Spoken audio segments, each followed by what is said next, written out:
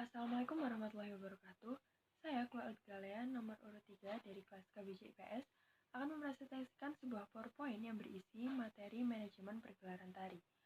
Pada presentasi kali ini, sebab-sebab yang akan saya bahas adalah: yang pertama adalah pengertian dari manajemen pergelaran tari, yang kedua adalah fungsi dari manajemen pergelaran tari, yang ketiga adalah pembentukan panitia manajemen pergelaran tari, yang keempat adalah prinsip-prinsip manajemen pergelaran tari, dan yang kelima adalah langkah-langkah dalam merancang manajemen pergelaran tari. Baik, menuju sebuah pembahasan yang pertama, yaitu pengertian manajemen pergelaran tari. Manajemen berasal dari bahasa Prancis kuno, yaitu management, yang berarti seni mengatur dan melakukan. Manajemen berarti pengorganisasian, pengaturan, serta pengelolaan sumber daya yang ada, sampai dengan pengendalian, sehingga dapat mencapai tujuan dari suatu kegiatan. Maka dari itu, manajemen pergelaran tari dapat diartikan sebagai pengaturan, pengorganisasian, serta pengelolaan sumber daya yang ada, sehingga suatu pergelaran tari dapat berjalan secara maksimal dan mencapai tujuannya. Tujuan yang dimaksud dari pergelaran tari ini adalah pergelaran tari yang digelar dapat dinilai, diapresiasi, dan dihargai dengan baik oleh masyarakat yang melihat. Menuju pada sebuah pembahasan yang kedua, yaitu fungsi-fungsi dari manajemen pergelaran tari. Pada manajemen pergelaran tari terdapat 4 fungsi, yaitu fungsi perencanaan atau planning, yang kedua, fungsi pengorganisasian atau organizing, yang ketiga adalah fungsi pergerakan atau actuating, yang keempat adalah fungsi pengawasan. Yang pertama adalah fungsi perencanaan atau planning. Fungsi perencanaan atau planning adalah penyusunan langkah-langkah kegiatan untuk mencapai tujuan yang diharapkan.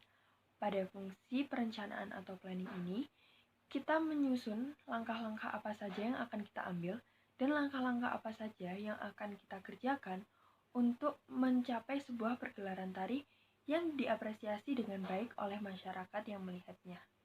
Yang kedua adalah fungsi pengorganisasian atau organizing. Fungsi pengorganisasian atau organizing ini adalah pengaturan serta penetapan susunan organisasi, tugas dan tanggung jawab, serta wewenang dalam kegiatan.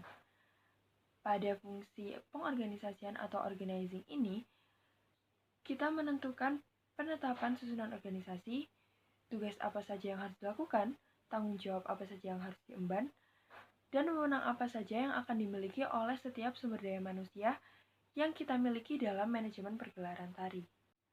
Yang ketiga adalah fungsi pergerakan atau actuating. Fungsi pergerakan atau actuating ini adalah tindakan pimpinan untuk menimbulkan kemauan dan membuat bawahan mengetahui tugas serta tanggung jawabnya. Pada fungsi ini, setiap sumber daya manusia yang telah diberikan tugas, tanggung jawab, dan wewenang harus melaksanakan tugas-tugasnya untuk mencapai tujuan dari manajemen pergelaran tari. Dan yang keempat adalah fungsi pengawasan atau controlling. Pengawasan atau controlling ini adalah pengawasan untuk mengetahui sampai mana program atau rencana sudah dilakukan. Pada fungsi ini, kita juga mengawasi apakah pekerjaan yang selama ini sudah kita lakukan sesuai atau tidak dengan rencana yang sudah kita susun pada tahap awal. Pada sebuah pembahasan yang ketiga adalah pembentukan panitia pergelaran tari.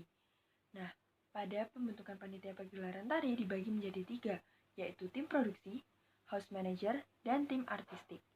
Pada tim produksi dibagi menjadi pimpinan produksi, sekretaris, bendahara, seksi dokumentasi, seksi publikasi, seksi pendanaan, dan tiketing. Pada bagian house manager dibagi menjadi keamanan, akomodasi, konsumsi, transportasi, dan seksi gedung.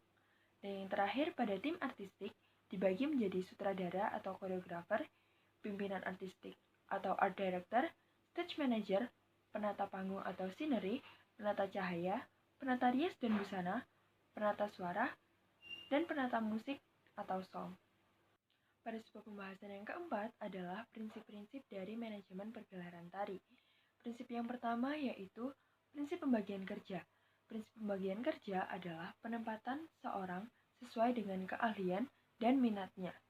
Hal ini dilakukan supaya pekerjaan dapat dilakukan dengan lebih efisien dan efektif apabila seseorang ditempatkan sesuai dengan hal yang ia bisa dan yang ia minat.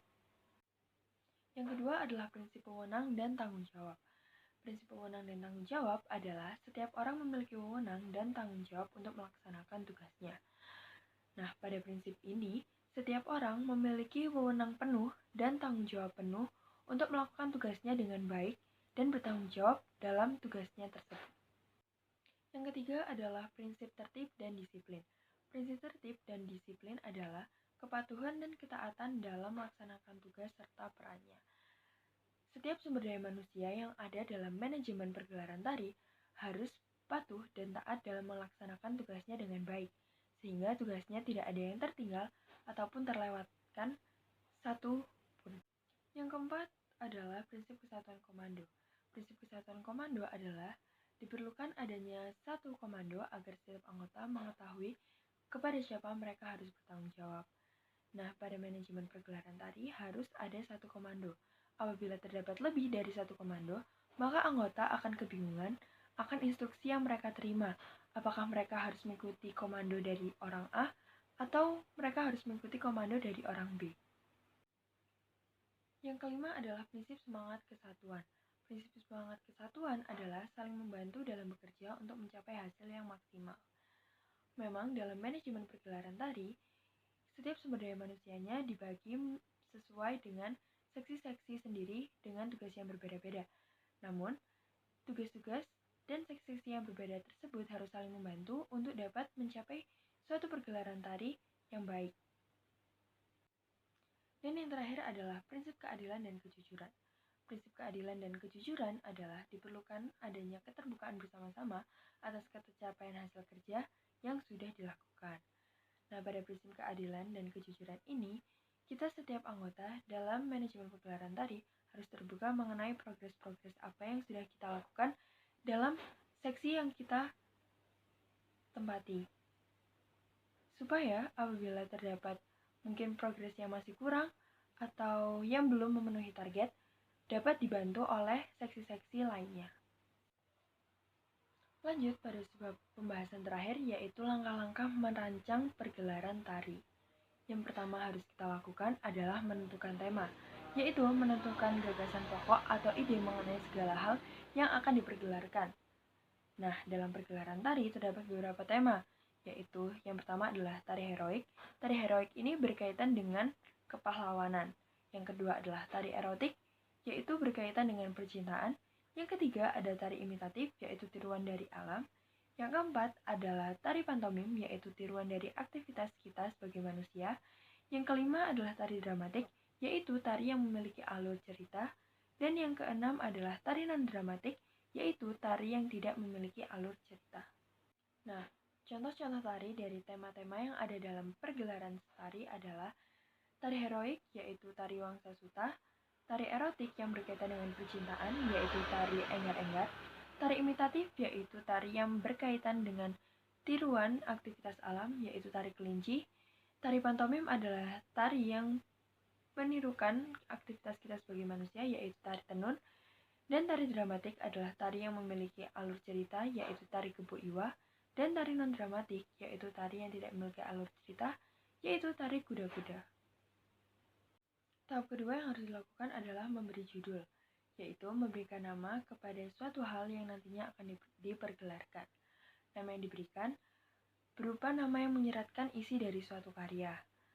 Nah, pemberian judul ini bertujuan supaya pergelaran tari yang akan digelar dapat dikenali dengan mudah oleh masyarakat, serta dapat menarik perhatian dari masyarakat untuk menonton pergelaran tari yang akan digelarkan tersebut. Yang ketiga adalah menentukan eksplorasi gerak tari. Nah, dalam menentukan eksplorasi gerak tari, kita dapat melakukan beberapa cara, yaitu dengan berpikir, berimajinasi, merasakan, dan merespon suatu objek di sekitar. Seperti tari tenun. Tari tenun berasal dari pengobservasian atau pengamatan objek dari orang yang sedang menenun. Yang keempat adalah menyusun gerakan. Nah, dari eksplorasi gerakan yang sudah kita lakukan, tentu kita mendapatkan beberapa gerakan.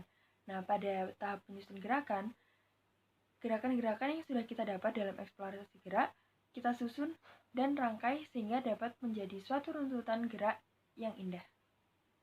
Yang kelima adalah menentukan pola lantai. Menentukan arah hadap serta garis penari saat menyajikan sebuah tarian. Pola lantai merupakan hal yang sangat penting dalam sebuah tarian, supaya setiap penari dapat memiliki formasinya dengan baik dan dapat berubah-ubah secara teratur dan tidak bertabrakan. Yang keenam adalah menentukan unsur pendukung tari. Menentukan unsur pendukung tari yaitu meliputi musik apa yang akan digunakan sebagai pengiringan tari, tata rias apa yang digunakan sebagai penari, tata busana apa yang akan digunakan oleh penari, properti apa yang nantinya akan digunakan, tata ruangnya bagaimana, setting panggungnya bagaimana, dan tata lampu yang akan digunakan dalam pergelaran tari. Dan yang terakhir, yang ketujuh, yaitu evaluasi dan pembuatan naskah tari. Evaluasi dan pembuatan naskah tari ini adalah setelah pergelaran tari selesai, perlu dilakukannya evaluasi terhadap segala unsur pergelaran tari, sehingga pergelaran tari yang nantinya akan dilakukan dalam kedepannya dapat lebih baik dengan pergelaran tari yang sudah diselenggarakan. Dan membuat naskah tari yaitu naskah yang berisi mengenai konsep-konsep garapan tari.